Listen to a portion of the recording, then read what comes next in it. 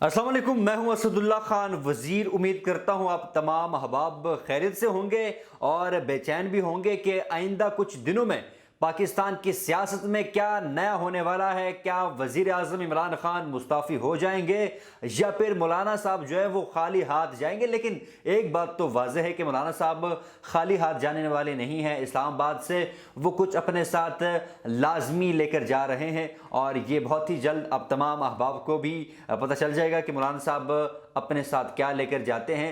बहरहाल एक अहम सवाल जो इस वक्त पूरे पाकिस्तान की जो अवाम है उनमें गर्दिश कर रहा है वो ये है कि आखिर मौलाना साहब ने सिंध का इंतखाब क्यों किया, वो अपना काफिला सिंध से क्यों लेकर गए। क्या वो KPK से या पंजाब से अपना काफिला नहीं लेकर जा सकते थे। आखिर सिंध को अहम पॉइंट क्यों बनाया गया, अपना आज़ादी मार्च जो है वो सिंध से क्यों शुरू किया गया, इस पर आज हम बात करेंगे। लेकिन इससे पहले अगर आपने हमारे चैनल को सब्सक्राइब नहीं किया तो बराए मेहरबानी सब्सक्राइब के बटन पर क्लिक कीजिए और हमारे चैनल को सब्सक्राइब कीजिए ताकि मेरा और आपका राब्ता इसी तरह बरकरार रहे।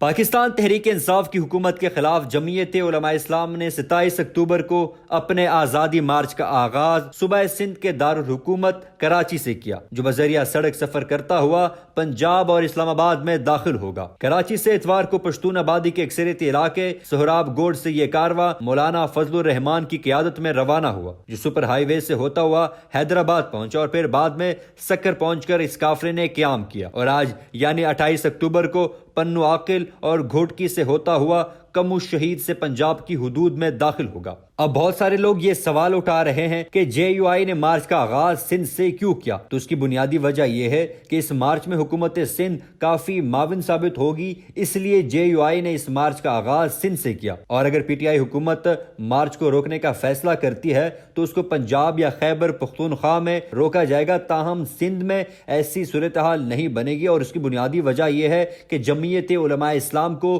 पीपल्स पार्टी की मुकम्मल हिमायत हासिल है और आप लोगों ने अमली मुजाहरा देखा भी कि जमीयत उलमा इस्लाम को किसी भी रुकावट का सामना नहीं करना पड़ा सिंध में। और इसी के साथ साथ दूसरी अहम बात यह है कि शुमाली सिंध में JUI का सपोर्ट बैंक है। यहाँ और बलूचिस्तान से भी सपोर्टर बआसानी आ सकते हैं।